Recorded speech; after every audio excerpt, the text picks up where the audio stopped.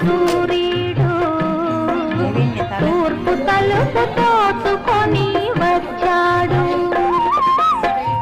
పాడు చీకటి ఎంత భయమేసిందో పక్క దులుపుకొని